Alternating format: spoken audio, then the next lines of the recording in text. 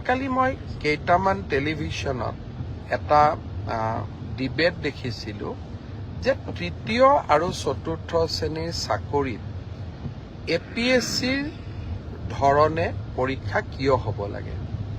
দৰাচলতে আচল কথাটো হ'ল যে আমি APSCৰ ষ্টেণ্ডাৰ্ডৰ প্ৰশ্ন কাটিব খোজা নাই।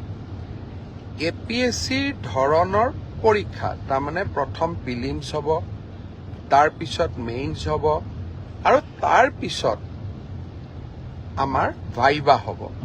কিন্তু পৰীক্ষাৰ প্ৰশ্নৰ ষ্টেণ্ডাৰ্ড চতুৰ্থ শ্ৰেণীৰ কাৰণে APSCৰ দৰে নহয়।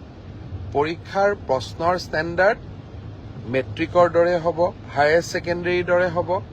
তেনেকে তৃতীয় শ্ৰেণীৰ কাৰণেও আমি এই ধৰণৰ যিটো পৰীক্ষাৰ বাবে প্ৰয়োজনীয় অৰ্থাৎ গ্ৰেজুৱেশ্যন যাৰ কোৱালিফিকেশ্যন তাৰ বাবে চিলেবাছ গ্ৰেজুৱেশ্যন হ'ব, হায়াৰ ছেকেণ্ডেৰী যাৰ চিলেবাছ তাৰ চিলেবাছ হায়াৰ ছেকেণ্ডেৰী হ'ব। কিন্তু আমি এটা প্ৰস্তাৱ দিছিলোঁ যে এইবাৰ ADREৰ পৰীক্ষাত প্ৰিলিমছ হওক, মেইনছ হওক আৰু ইণ্টাৰভিউ হওক। কিয় কৈছিলোঁ আপোনালোকে জানি আচৰিত হ'ব যে ৭,০০০ পোষ্টৰ ভিতৰত এটা পোষ্ট আছে যাৰ কোৱালিফিকেশ্যন হায়াৰ ছেকেণ্ডাৰী আৰু সেই শিতানত ৩,৭০০ পোষ্ট আছে। তাৰ বিপৰীতে ১১ লাখ ল'ৰা ছোৱালীয়ে আবেদন কৰিছে। ১১ লাখ ল'ৰা ছোৱালীক যেতিয়া আমি পৰীক্ষা পাতিব যাম, এটা পৰীক্ষা কেন্দ্ৰত যদি ৫০০তকৈও আমি ল'ৰা ছোৱালী বহাৰ সুবিধা দিওঁ, আমাক ২১০০ পৰীক্ষা কেন্দ্ৰ লাগিব আৰু ২১০০ পৰীক্ষা কেন্দ্ৰত সমানে এটা পৰীক্ষাৰ কোৱালিটি মেইনটেইন কৰাটো অসম্ভৱ, প্ৰত্যাহ্বানমূলক হৈ পৰে। যেতিয়া আমি ২১০০ পৰীক্ষা কেন্দ্ৰত আমি পৰীক্ষা পাতিম, কৰবাত ইনভেজিলেটৰজন ইমান ভাল কোৱালিটিৰ নহ'ব পাৰে, কৰবাত লিকেজ থাকিব পাৰে, কৰবাত চাকৰিত ইজনে সিজনক সহায় কৰাৰো অভিযোগ থাকিব পাৰে।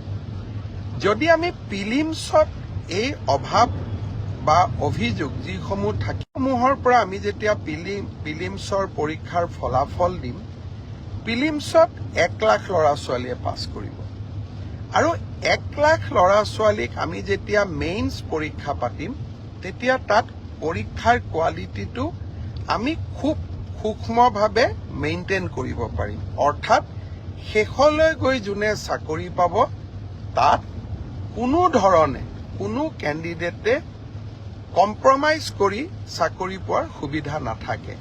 সেইকাৰণে UPSCৰ পৰীক্ষাই হওক, APSCৰ পৰীক্ষাই হওক, তিনিটা তৰপত পৰীক্ষা পাতে। পৰীক্ষাৰ প্ৰশ্ন কাকতবোৰ APSC UPSCৰ দৰে নহয়। দুজন মানে কৈ আছে চতুৰ্থ শ্ৰেণীৰ কাৰণে APSCৰ দৰে পৰীক্ষা কিয় হ'ব লাগে। চতুৰ্থ শ্ৰেণীৰ ইণ্টাৰভিউত APR জনে ক্লাছ 10ৰ ষ্টেণ্ডাৰ্ডে পৰীক্ষাৰ প্ৰশ্নৰ উত্তৰ দিব। কিন্তু প্ৰিলিমছ আৰু মেইনছৰ মাজেদি যেতিয়া সৰকি আহিব, তেতিয়া চাকৰি যোগ্যজনে পাব। মোৰ এটাই লক্ষ্য আছিলে যে চাকৰি যাতে যোগ্যজনক বাদ দি আন কোনোৱেও নাপায়। কাৰণ চৰকাৰী চাকৰি যোগ্যতাৰ আধাৰত হ'লে আমাৰ ছাত্ৰ ছাত্ৰীসকলৰ শিক্ষা ব্যৱস্থাৰ ওপৰত আস্থা উভতি আহে। যোৱাবাৰ আমাৰ এটা পৰীক্ষাত কেণ্ডিডেট আছিল ৬ লাখ। এইবাৰ এটা পৰীক্ষাত হ'ব আমাৰ কেণ্ডিডেট ১১ লাখ। প্ৰিলিমছ মেইনছৰ মাজেদি আমি আহিলে আমাৰ বহুখিনি চেক এণ্ড বেলেঞ্চ আমি কৰিব পাৰিলোহেঁতেন। কিন্তু যি নহওক, মই বিশ্বাস কৰোঁ যে চৰকাৰৰ সিদ্ধান্ত যিমান হওক আমি বিতৰ্কৰ ঊৰ্ধত ৰাখিব লাগে। দুই এজন ৰাজনৈতিক দলেই হওক বা আমাক বেয়া পোৱা দুই এজন ব্যক্তিয়ে হওক, চৰকাৰৰ প্ৰতিটো কথাতে তেওঁলোকে বিতৰ্ক হোৱাটো বিচাৰে আৰু বিতৰ্কৰ পৰা তেওঁলোকৰ যে কিবা লাভ হয় এনেকুৱা নহয়। যেন বিতৰ্ক কৰি চৰকাৰখনৰ ভাল প্ৰচেষ্টাসমূহকো তেওঁলোকে যাতে কৰবাত নিগেটিভিটিলৈকে ৰূপান্তৰ কৰিব পাৰে। সেইবাবে ময়ো সাৱধানে থাকিব খুজিছোঁ। এইবাৰ আমি প্ৰিলিমিনাৰী পৰীক্ষা নাপাতো, মেইনছ আৰু ভাইবা ভচিৰ মাজেদিয়ে আমি পৰীক্ষাৰ ৰিজাল্ট দিম। অৱশ্যে 11 লাখ ছাত্ৰ ছাত্ৰীয়ে যেতিয়া 2100 পৰীক্ষা কেন্দ্ৰত পৰীক্ষা দিব, ই এটা ভীষণ প্ৰত্যাহ্বানমূলক হ'ব। কেনেকৈ পৰীক্ষা পাতিব পাৰিম, 2100 স্কুল কলেজ, ই এটা ডাঙৰ প্ৰত্যাহ্বান হ'ব। চৰকাৰী বিষয়াসকলে এই বিষয়ে আলাপ আলোচনা আৰম্ভ কৰিছে। ৰাইজৰো সহযোগিতা লাগিব। কি ধৰণে পৰীক্ষাটো বিতৰ্কৰ ওপৰত ৰাখিবৰ কাৰণে ৰাইজৰো আমি সহায় ল'ব পাৰোঁ, তাৰ বিষয়ে আমি চিন্তা চৰ্চা কৰিছোঁ। সময়ত আমি আপোনালোকক ক'ম। 3 অক্টোবৰৰ পৰা পুলিচৰ ইণ্টাৰভিউ আৰম্ভ হ'ব। তাত এনেকুৱা কোনো অসুবিধা নাই, যোৱাবাৰ যেনেকৈ নিযুক্তি হৈছিল এইবাৰো হ'ব।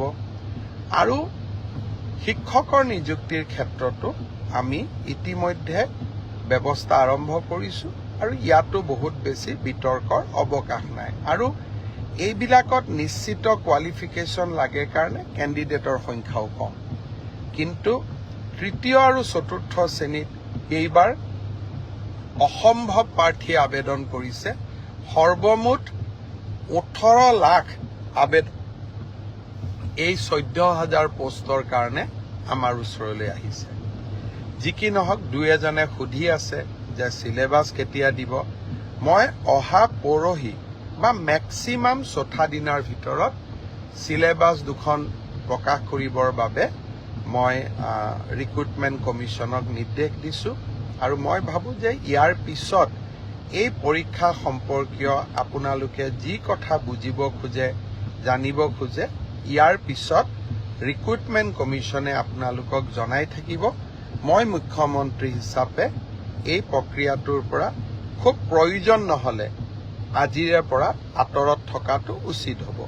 অৱশ্যে ক'ৰবাত ভুল ভ্ৰান্তি থাকিলে, ক'ৰবাত কিবা বুজাত অসুবিধা হ'লে, ক'ৰবাত স্পষ্টীকৰণৰ প্ৰয়োজন হ'লে নিশ্চয় মই আপোনালোকক এই ধৰণে ফেচবুক লাইভে হওক বা সাংবাদিক মেলত আহি আপোনালোকক মই বুজাবৰ বাবে বা আপোনালোকক চৰকাৰৰ স্থিতি স্পষ্ট কৰিবৰ বাবে মই চেষ্টা কৰিম।